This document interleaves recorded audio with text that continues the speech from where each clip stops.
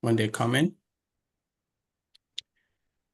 Right. Good morning, everyone, and thank you for joining our second epilogue webinar for today. My name is Chinonso Odebeatu, and I'm a PhD student at the School of Public Health, University of Quensland. And I'm also a member of the Student and New Researcher Network at the International Society of Environmental Epidemiology, ISEE.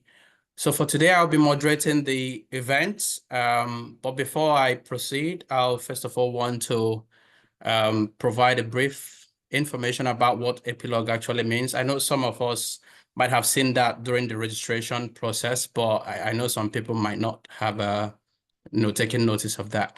So basically, epilogue stands for a play on words, which combines epi, meaning epidemiology, and log, as in logging one's experience. It is a webinar series that showcases the work and experiences of trainees and seasoned researchers in environmental epidemiology. And so epilogue, by providing the platform for scholars to share their experiences and insights, epilogue seeks to facilitate meaningful exchange and promote lifelong learning within our student and early career researcher community. And so we hope that the webinar will serve as a valuable resource to many who are participating in it. And just before we dive into this webinar, we're going to be having 2 more webinar series for this year, just an announcement. And one will be on reaching a bigger audience, public engagement in environmental health, which I believe would happen sometime early in June. And the second one will be on mindset matters, prioritizing mental health, which I believe is a key webinar, especially for PhD students who might be facing some challenges, some mental health challenges as well. And the proposed date has not been finalized yet, and we intend to communicate that information once that it becomes available. So our panelists today are coming from 3 different continents: South America, North America, and Oceania.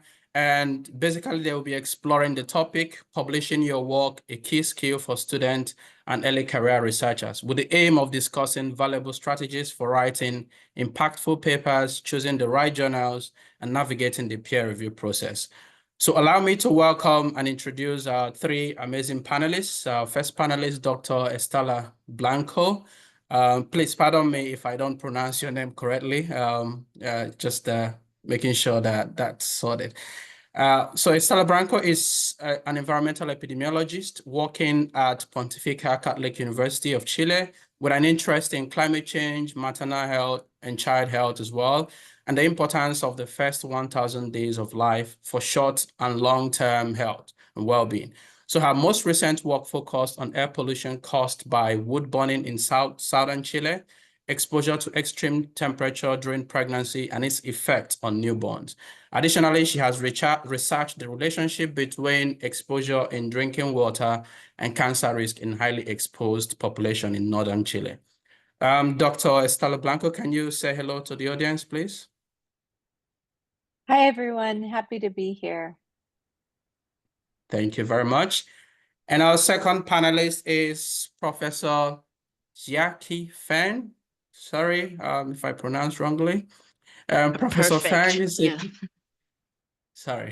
Professor Feng is a professor in urban health and environment at the University of New South Wales, Faculty of Medicine, and also an honorary professorial fellow at the George Institute of Global Health in Australia. She is a global recognized leader in urban health with over 200 peer-reviewed publications and more than 21 million in research funding. Her work helped guide evidence-based urban planning and environmental strategies to build healthier, more equitable, and sustainable cities. And Professor Feng is also a dedicated educator and mentor, teaching university courses and supporting development of early career researchers.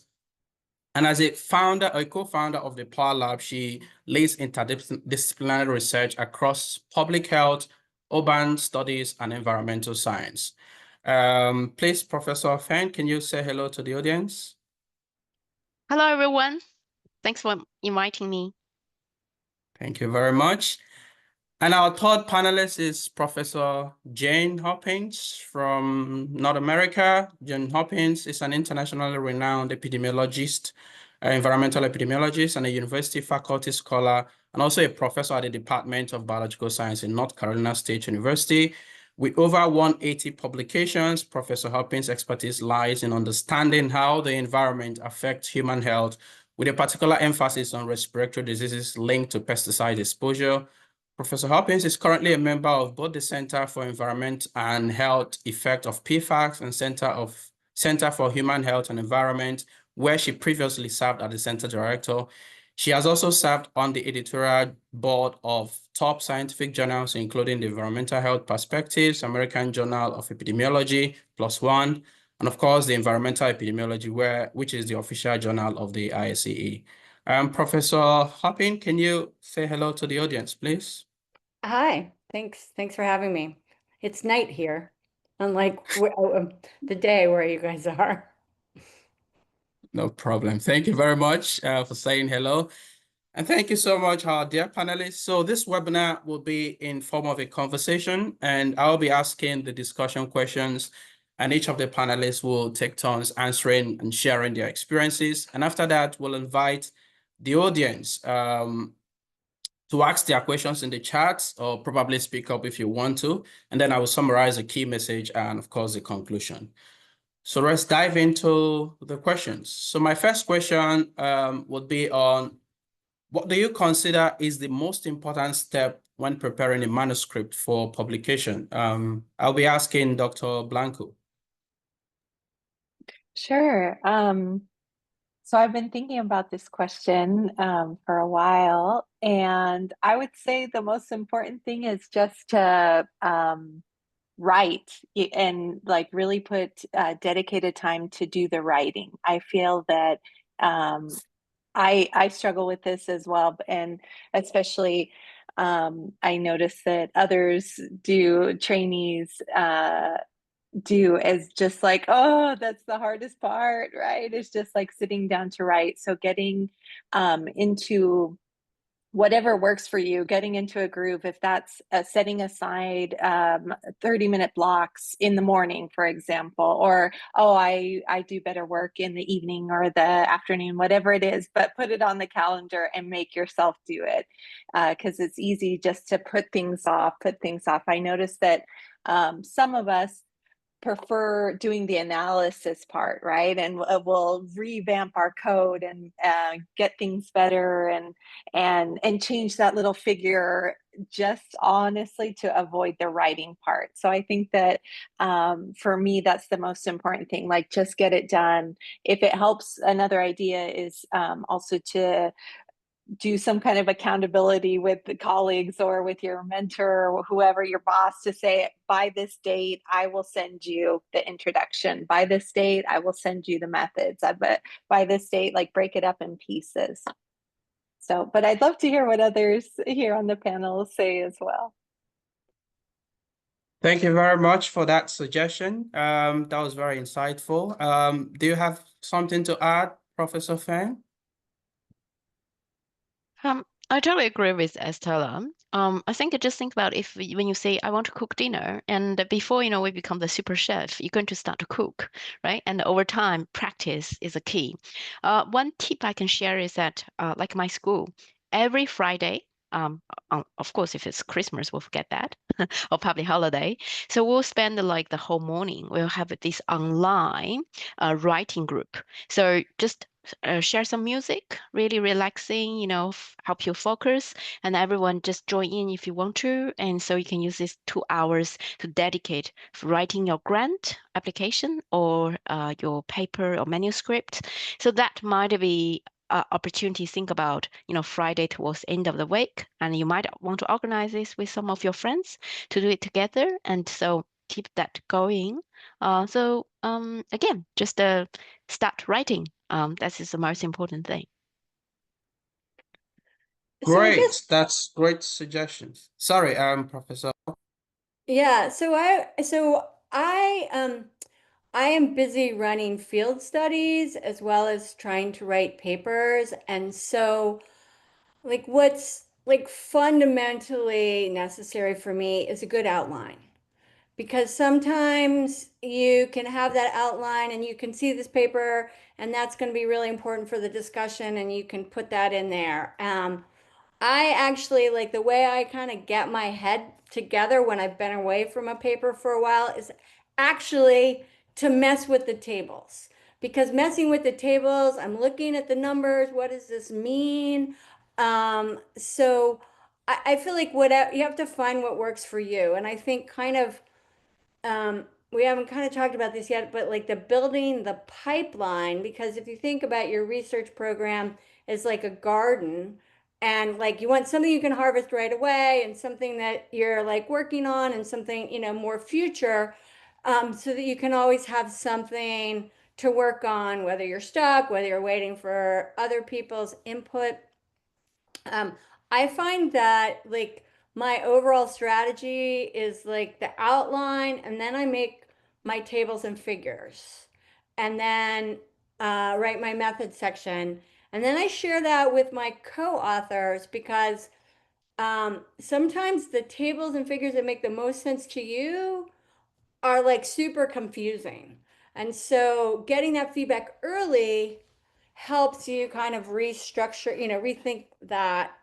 So, I mean, but I do agree, like you have to figure out what works for you. And I do a lot of like thinking about a paper, like when I'm walking the dog or washing the dishes, so that like when I finally have a chance to sit down, that I can like bust out what, you know, like at least a first terrible draft, because then I have something to work from, because it's really the first draft is the hardest because it didn't exist before. So, but I think figuring out how to make the time, I I personally am not successful at half an hour blocks because that's about the time that I really get into it. But I have for myself now, I have this list of like the big list of things I need to get done on my computer. And I look at that when I get asked to like do a talk or write a paper, you know, or do something that competes with the big list. Like this grant is due, or, and so having that kind of there, like, is that thing that I'm being asked to do more important than these things that I really need to get done? Awesome. That's really great insight coming from our three amazing panelists, and they've just nailed the hammer on the head. And some of the points they mentioned is to dedicate time to writing, accountability with your mentors, and obviously form a writing group could help, especially with terms of writing well.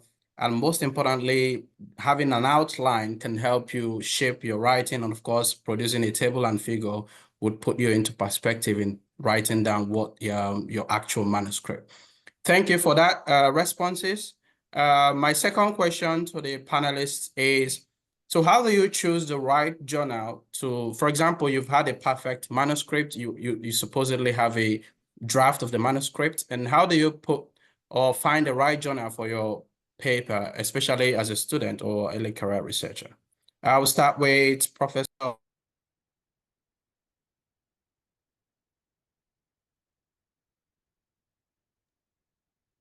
You muted yourself before you picked one.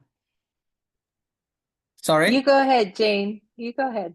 So, well, so how do you pick a manuscript?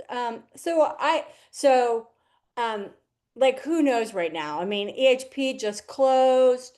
So to me, so I do a lot of work in Costa Rica. So we want to publish in open access journals where people can get them. I tend to like to find journals that, I mean, if you cited a lot of papers from a journal, that's a good home. I think also becoming more aware about what journals are regarded as predatory, because even if some NDPI journals are regarded as appropriate, others are regarded as predatory. And so do you want to put your paper in journals like that? So, but also sometimes your paper is long and it's too painful to cut. So or if you have a null paper, you might want to submit it to the American Journal of Epidemiology because they tend to publish those more. So I think it's important to shoot high, but not so high, like, or shoot super high that if you're going to get rejected quickly and then turn it around. Great, great suggestion. Professor Feng, do you have something to add? Well, I actually had this conversation with my postdoc a couple of days ago. I think there are a couple of things you want to say because now today everyone's so busy. So you could submit your manuscript to a journal, wait for months, and then maybe just get a rejection.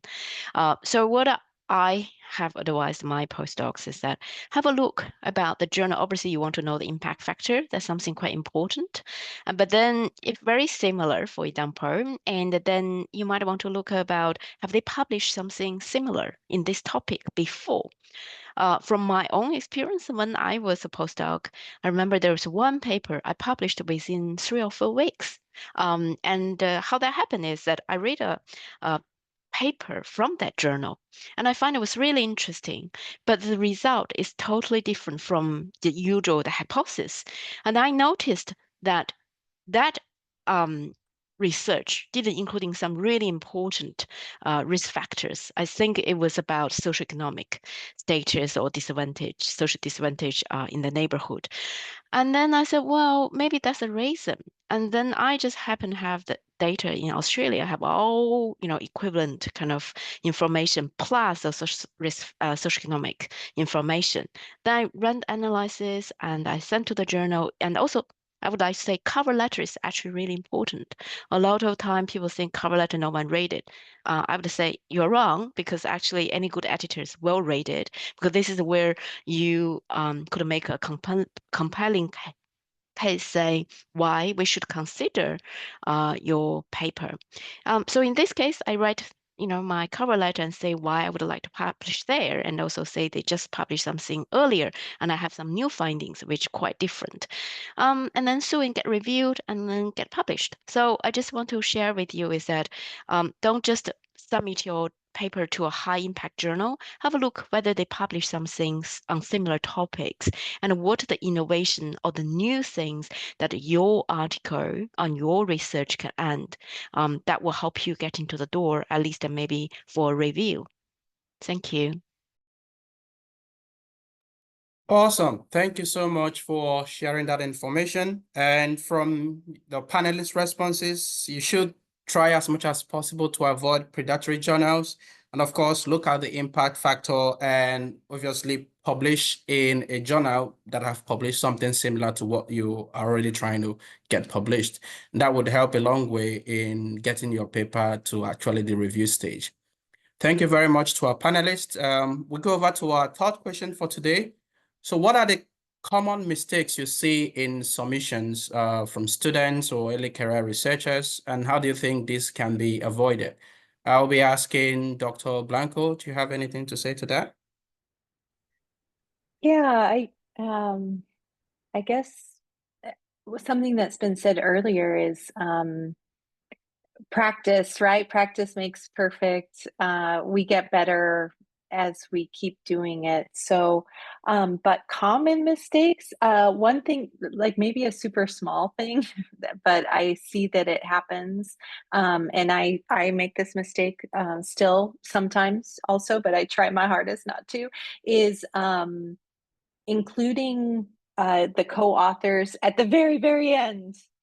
No, they're there to help you. Yeah, that's why they're co-authors. That's why they're participating in the process. So as much as you could engage your co-authors from the start, even to the last question, the co-authors are a good place to get ideas of different journals. After, what I like to do is come up with an initial list using very much similar to what was said earlier of journals, but then I run that by colleagues and co-authors and say, what do you think? Any other ideas? So and then let all the co-authors know about what step you're at too. So this is the final version that we're submitting. Okay, this is, it's really convenient now that the journals have that, like the PDF that is produced at the end, you know, and you could just save that and then send it out to the authors. Like, this is what the final version that was submitted.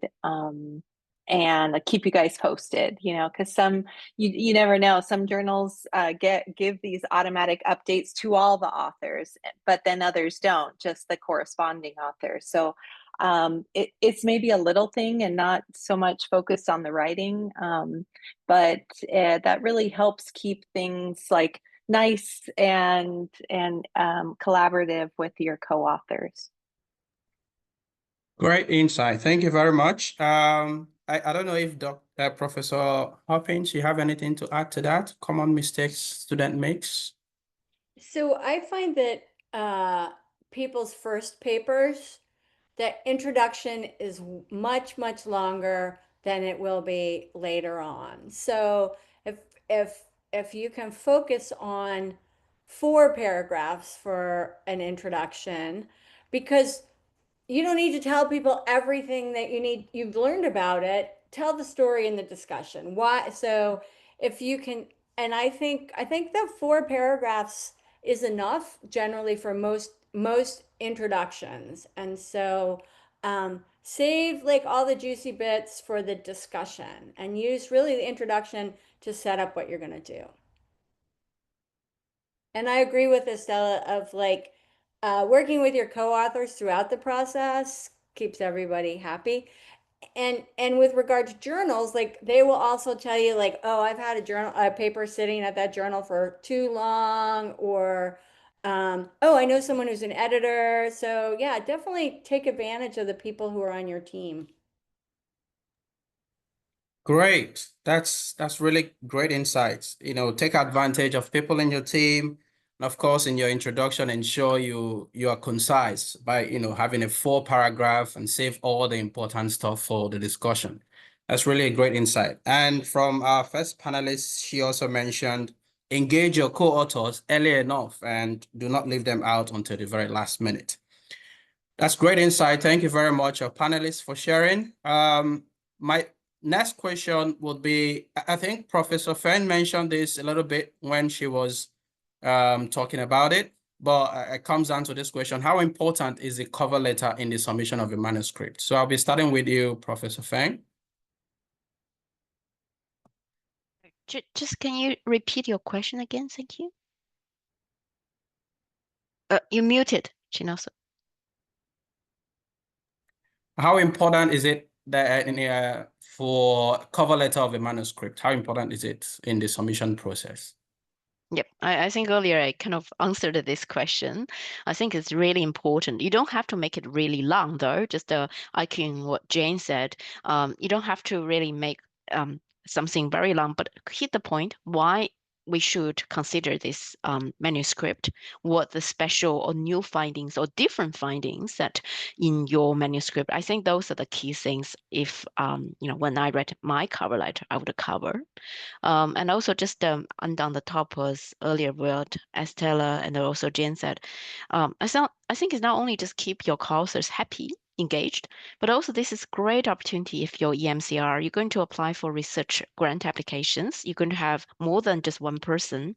You're going to build a team. This is where you're going to say, do I want to work with this person in the future? Do they actually contribute, or are they just a name on my, you know, manuscript?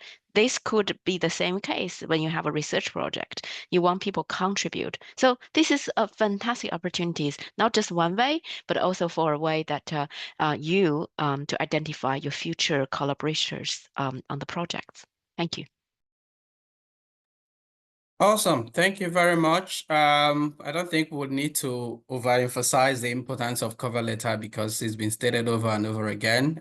Just make the cover letter concise and ensure you state the vital information your research is trying to cover, and that would obviously help the editor to give you a listening ear, at least for the first review process.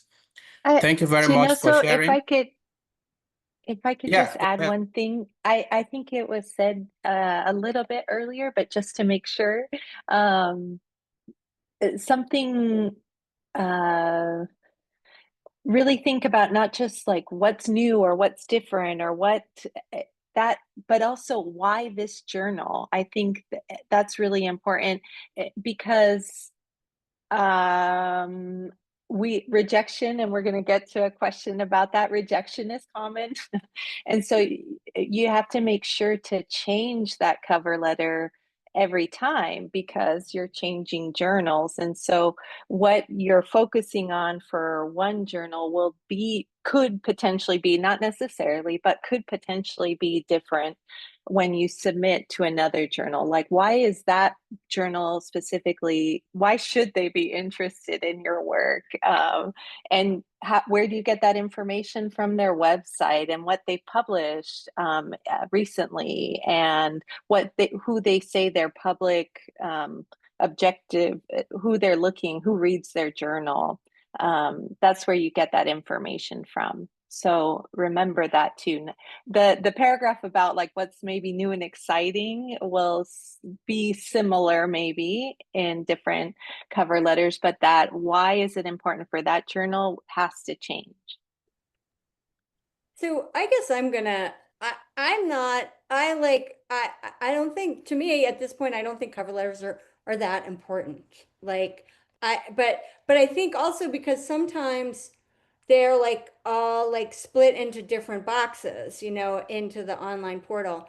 The piece that I find really hard to do is when they ask you to suggest potential reviewers.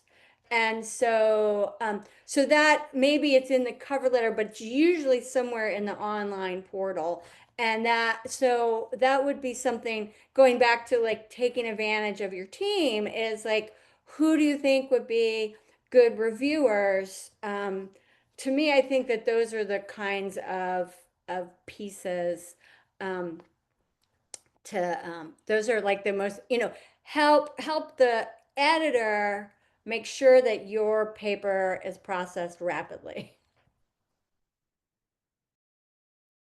Awesome. Thank you so much for that wonderful contributions. In addition to what has already been said, so it's important to know why the journal, why you're submitting that paper to that particular journal. I think Professor Feng mentioned something similar earlier on when she said, check if the journal has published something similar to what you've done before, and that could be something that would propel them to want to, or more likely to accept your paper as well.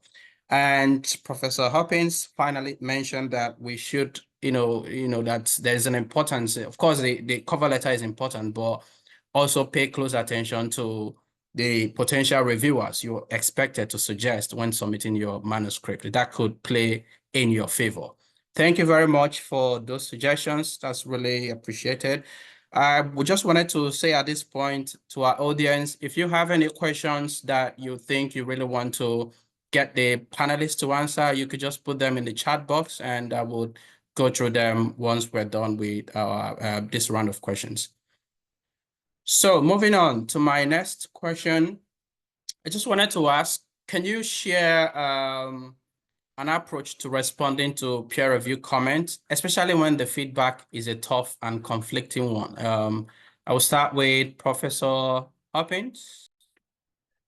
So I say, so if you're frustrated, first, I'm a big advocate of share all your comments with your co-authors right away.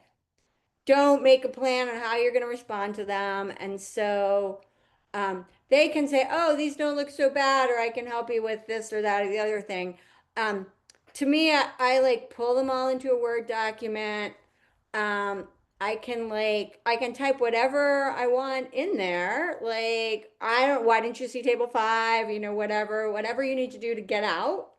Because you can always do not put it in an email, but you can always but people are trying to be helpful. People don't know your work. I find it really helpful to sometimes often to look through common themes, because sometimes everybody got confused at the same place and went different directions. So look at how that works. It can be super frustrating when you have really different reviewers and the editor is not giving you any guidance. So then I think that you can, if like 2 out of 3 say this is really great and the other one says this is terrible, you're gonna have to like, okay, well, we respectfully disagree. We have these 2 people who said it was great, and make some effort toward that person that didn't like it, but also pose it to the editor if there's something that you really don't want to do, or they want another table and you already have the figure, we're happy to do this if the editor wants us to do this, but we think that this is a complete, so be as responsive as you can, but you don't have to always agree, but tell them your rationale. And if reviewers disagree, go with the ones that you agree with and provide more rationale why the direction you're going is the best one. Awesome. Thank you for that suggestion. Just a follow-up question to what you just said. So in a situation where the reviewer obviously don't agree, and then the editor send back the feedback to you to do further corrections because you've stated your reasons and the reviewer doesn't agree and still insists that he or she wants you to do this way. And of course, the editor send you back the message that you should, look at the reviewer's comments as well. So in that situation, what do you do? Well, so if you have conflicting reviews and you said, well, based on our data, this is the most appropriate model to do, and reviewer 1 and reviewer 2 supported that. I think, it's really the editor's job to like give you guidance when they don't agree, and so, but I think to the extent like we're gonna go the path that reviewers 1 and 2 liked, but we ran another model based on the suggestion of reviewer 3 and we put it here in the response to comments, but we don't think it warrants inclusion in the paper. I think it's really the editor's job to help you navigate conflicting reviews. Unfortunately, if they don't do that in what you get, you have to kind of draft your cover letter, your response in such a way to force their hand in that. So, the person that disagrees, we might be a Nobel laureate and you're going to lose, but you don't know that. So I think doing your best to always respond, but you can't, like, some people are, the world is, this is black and this is white, and like, you should run this in logistic regression and you've been running linear regression, like you can't respond to everybody. And sometimes I actually find the worst reviewers are the ones that really didn't read the paper, and then you're trying to figure out like how to best respond. Like I would rather get like pages and pages and pages of comments, which initially seems super annoying, but sometimes it can be a checklist where if it's like, I didn't really agree with the approach they took, that doesn't help you make it better. So I think you have to have a thick skin and not to take them personally, and save the worst ones you ever get so that you can look back on those the next time you get terrible reviews or get great reviews and say, oh, like you can pull it out and say, oh, this is the one I got. So, but I think it's navigating. And so, people don't all agree. And so if you can be respectful and respond as best you can to everyone's comments, and if you have to pick, argue why you've picked that way, and if the editor says, no, I think you should really acknowledge reviewer 3 more than 1 and 2, then that gives you a path. Great suggestion. Great suggestion. Thank you so much for elaborating more on that. I think a lot of that points you've mentioned resonate well with a lot of students and early career researchers here, because if you have published a paper once, you've probably been in that situation a couple of times, and obviously this is a very eye-opener for sharing that. Thank you so much. I don't know if any of the panelists have anything to add to that. Awesome. Progress with the questions. So my next question would be on, obviously we know that you've written a great paper, you've submitted to the journal you think has published something similar to what you've done, and still yet it didn't make the first review round. It got rejected, which I believe it's obviously an inevitable process in academic publishing. So how do you suggest a student or early career researcher should navigate the emotional and practical aspect of it, including deciding when to revise or submit it elsewhere? Or could you share any personal experience or strategies that could help, put into perspective what to do in this situation? I'll start with you, Professor Feng.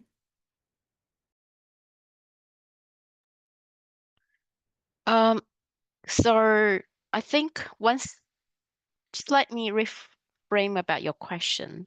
So once you actually get your paper published, and how you going to best to practice to promote it? No, if the paper got rejected, so what do you do at that situation? How do you navigate the emotional and practical aspects, such as deciding whether to revise or submit elsewhere or something like that? Yeah. I think rejection is very common.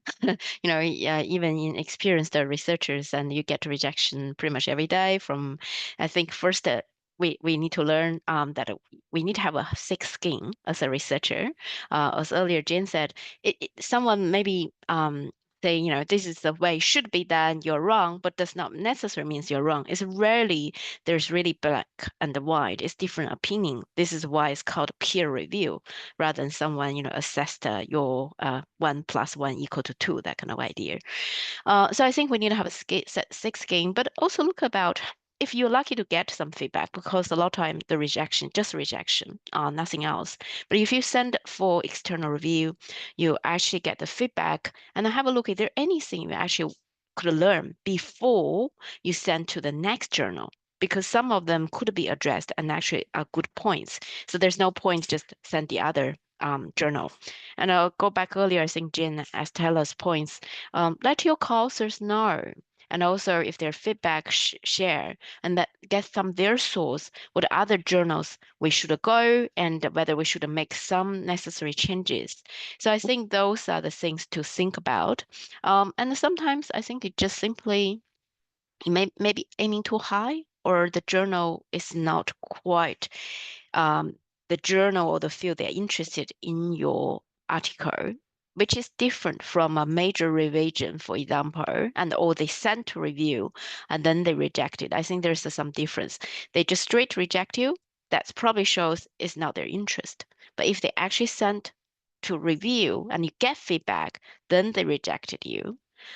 So that means they are interested in your paper, but there are major things. Then you need to look at about the feedback carefully. Then choose the next journal with your co-authors. Yeah. Thank you so much for that insight. I don't know if Estela, Blanco, do you have anything to add? Yeah, I would just say that just to echo the first thing I wanted to say is that it's extremely common. I just speak from my own personal experience. Yep, it happens frequently. Rejection. And what helps me, and I hope it helps others that work with me, is something I mentioned earlier, is having like a list of, this is our first, maybe a little bit of a reach journal, and then number 2, and having that list established so that you get that rejection. You try to not take it personal, but depending on how whoever's mood is that day, that week, whatever, it could affect you more or less. But you have a plan, and all you're doing is implementing that plan. Okay, well, so this one didn't work out. What was the next one? And of course, if there's feedback that comes with it, great. Well, before you just rush off and change it and change the cover letter and change the formatting or whatever it is for the next journal, you want to consider that feedback. But if there's no feedback, well, then if it was just a desk reject, then just move on with your plan and keep going. Thank you very much. That's really great insight. Overall, our panelists have, given their suggestions. And first one is, have a list of journals you wanted to submit to. And obviously, if there are comments that comes with it, you don't just rush off and send back your paper to another journal. Ensure you address those comments because they could be valuable comments in the words of Professor Feng, obviously. So you need to address them and do not take it personal because, as a student, this can be a very challenging aspect, especially if you haven't faced that much rejection before. You've written a very interesting paper and you feel, well, everybody should be like, jumping at this. But at the end of the day, it comes back rejected. So you just have to don't take it personal. It happens all the time, but you just have to move on from that, have a plan and move on to the next plan you have on your list. Thank you so much for that insight.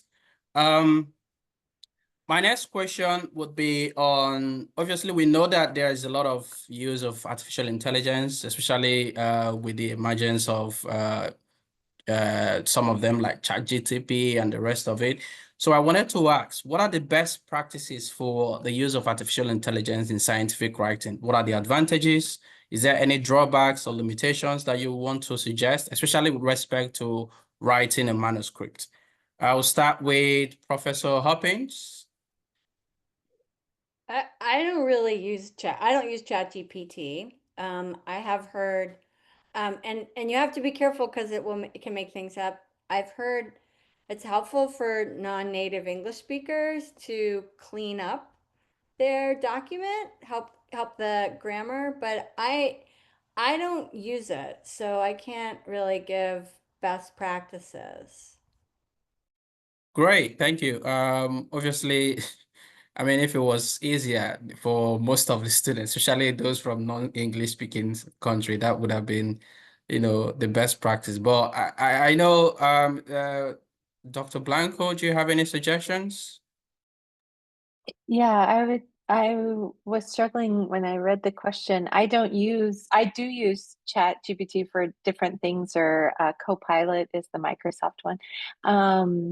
But I haven't ever used it for a manuscript. I can't think of, there's probably things that I would have, in the before times, where you had to change so much the formatting of your paper if you changed journals. I feel like maybe that would have been a way I would have used ChatGPT. But now in the kind of modern times of publishing, very often you're not doing big changes to the formatting. The references, the reference list or whatever. We used to have to do all that by hand, so I don't know. I also do not have a good answer for this. And Professor Feng, what about you? Any suggestions?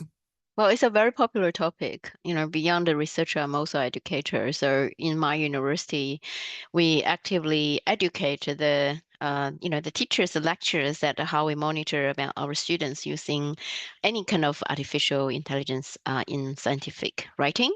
I even actually need to select, do I allow my students use it at all? Or maybe just like Jane said, they could use to polish their language, or maybe even help them think about how to write this essay and all that. I guess we shouldn't be afraid of it. It's something potential helpful, and never even used the ChatGPT, I think, until a year ago. When my colleague told me from which we call admin, and that they saved them a whole day. When they write like a job description for like say HR and things, then they have set a day to write 3 posts. They said, well, since they use JetGPT, that's like a 1-hour job, and there was a lot of template essentially. I guess it's advanced Google. But I also want to say probably unless although it's called intelligence, it may be not that smart yet. There could be have a lot of errors in the references. They made it up. It's not actually a real thing. Sometimes I look at my student ISIS, and because we also have something called AI detection, so we can see how much similarity compared their ISIS, and we think this might be mainly written by a AI, whatever the machine is, and then you can see there's a reason why it's come from AI and not from human. So I think I would say, well, if you want to use it for the smart part, but I don't think that could help you write the entire articles, because that's where your own IP should come in. But it could be helpful in some occasions if you think about this is more advanced Google help you to search some resource, but sometimes it's not that reliable, as I think this a lot of those AI searching machines still need to actually update, develop over time. Yeah. Awesome, awesome. I think This wait, and I think it's important to remember that anything you put into these AIs will become part of the training set. So you could be like scooping your own intellectual property by using the AI to help you. So I think I think that that's something that you should caution about, because particularly if you have something super hot, you don't want it to like become commonplace before it's associated with you. great. Thank you so much for that insight. And obviously, like Professor Feng said, it's a hot topic, and it's something that would keep evolving every now and then. And of course, I don't think there is any clear regulation on how that should be used yet. And I believe that will come into place, in the near future, on how they should be used, especially with academic writing and all that. So moving on to our next question, so which I believe would be my final question. So what advice would you give to student and early career researcher intending to publish research papers? I believe I would want all the panelists to probably give us a brief advice of what you would suggest to, say, your student or early career researchers working with you. Thank you. I will start with Estela. I think we've said this, but don't give up. It's I feel sometimes it's sometimes very hard to publish our work, but I just encourage and myself included to like persevere, because think of all the work that went into like your own work, and then whoever collected the data, maybe that was you too, whoever analyzed it, maybe that was you too. Like, so much work went into writing this one paper, so persevere and try and get it out there into the world. Thank you very much. Professor Feng, do you have anything to add?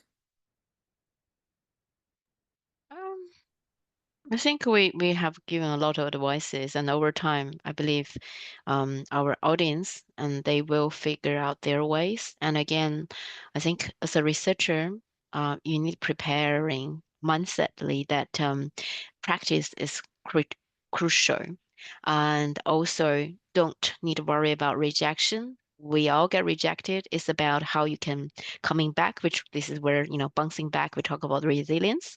And also talk to your peers and to learn their experience. And you'll find you're not alone. You say we all get rejected before, but we're still here, right? Get our career moving. But it's about how you handle the rejections. So hope everyone goes well with your career. Great. Great. Thank you so much. Thank you for that insightful suggestion. Professor Hoppins, do you have anything to add? So I guess I would focus on writing the best paper you can.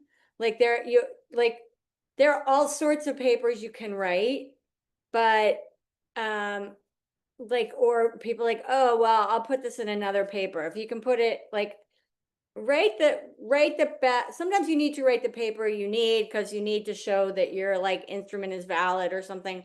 But there's so much push to publish, like, oh, how many papers have you published? But like you'd rather have a few really good, solid papers that tell the whole story. Things that can really like what you learned from that. So don't be afraid to tell a really good story. And like they're harder to craft, but they're going to be more interesting to write and more interesting to read and more frequently cited. And because at some point you will have more things you want to write a paper on, then you have time to write them. And so how do you, like thinking about triaging, like what's the most important thing I need to get out there? Because when you are like, oh, I have 3 things I'm working on, but when you have like more, when it gets bigger and bigger, I think really trying to figure out what's the most important thing to do and really to do that well. Awesome, awesome. That's really insightful suggestions for our students and career researchers. In summary of what the panelists have said regarding the suggestions they've given us today. So the first one is don't give up. Rejection is part of the process. It's not about you being rejected, it's about how you handle the rejection you got at the end of the day. And secondly, talk to your peers. A saying says a problem shared is half solved. So talk to your peers, share the problem with someone. You might get some suggestions of how to go about it, or you might see someone who have faced similar rejection like you do and have already progressed from that particular rejection. So the next point was focusing on writing your best paper. So you don't write and say, well, I will keep this information for the next. Write your best paper. It's better to have a quality paper than to have quantity. So that's the message I got from what Professor Hoppin said. And finally, don't be afraid to tell a good story. So, it's important you tell a good story when you're writing your paper. And so we thank the panelists for these great suggestions and responses to the questions that we've asked. And I've looked at the chat box. I actually have a personal question from, I have a direct chat box. I actually have a personal question from, hello? Is it Hamin Park? You want to say something? Hello? All right, go ahead. Is it Hamin Park? You want to say something? I think your network is a bit shaky. Yeah, I mean, we find difficult to hear you. Maybe you want to type in the chat box so we can read. Thank you. All right. So while we are waiting for him to type his questions, so there's a direct message question that was sent to me. One of them is, actually, I had this question as a supplement question. So one of them is, how do you manage the pressure of publishing frequently, especially when there are a lot of work to do? So how do you manage that pressure? Is there any panelists that would want to go first? Yeah, I'm happy to share. I don't understand to be honest, why is the pressure? I mean, I understand sometimes if you don't publish at all, then there is a pressure probably from your faculty. But I think, you do all this research you don't want to just keep it to yourself, right? You want to share, you want other people know. So it's the most exciting things. In fact, it would take a lot of time depends what kind of research you do. Think about good idea, cleaning the data, analyze the data, and then you maybe write something. You want your peers heard, and you want to hear what they think about it. So I'm not sure what the pressure. I do know it's involve a lot of work.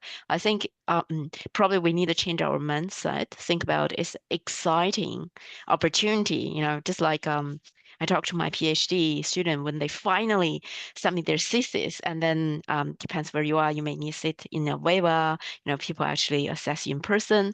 And a lot of times students actually feel very nervous, which makes sense. But I told them maybe think about this is a great opportunity, except yourself, your 2 or 3 supervisors read your entire book. There are other 2 or 3 people, and then you can actually tell them stories. And if they have any issues, this is your opportunity, to guard it and or have a discussion with them. So the same, I'm just thinking, don't think about this pressure unless there's some really good reasons. Could be exciting opportunities to share your research and discuss your research with others all over the world, globally. But Great. I run field studies, so there are like times that you just can't write, you have things that have to happen. So whatever, in order to write though, like I work with people. If I don't analyze that data and present that, I'm like wasting everybody's time. So I think it's a matter of back to like the beginning, figuring out what works for you. Are you like, I'm going to set aside every Friday and write, or am I going to like work on something one, 1 week a month, and I'm not going to put anything on my calendar? I think that way is one of the ways that I work best, but that means that I have to leave things in a way that makes sense to me when I come back to them. But I think, yeah, everybody's pressures are different, but like it's important to the people who like responded to questionnaires, gave you their blood samples, that you respect that commitment to the people in the study. So, and so it's something that you need to figure out, and it will be different at different points in your life. Wow, Like, that's insightful. Thank you. Thank you to our panelists. Thank you so much. And I think we're actually run out of time. I don't know if was it Highway that wanted to ask a question? If we already have the question, I can't see any question on the chat box, or maybe his question has already been answered. That's a possibility. But before we go, I would like to thank our panelists for making our time today to share from their wealth of experience. It's really insightful to learn from your experiences, and especially how to navigate the publication process, and of course the peer review and all that is associated with it. And so before we go, I would also like to remind us again that we have 2 more webinars coming up this year. One, reaching a bigger audience, public engagement in environmental health, and the other one will be on mindset matters, prioritizing mental health. And those webinars will be coming up early June and early July, but the dates will be communicated to you in no distant time. And of course, I thank everyone for making our time to join us, our audience and our panelists. If I could ask if you can wait behind just 1 minute, we want to get a picture of, the panelists as well as the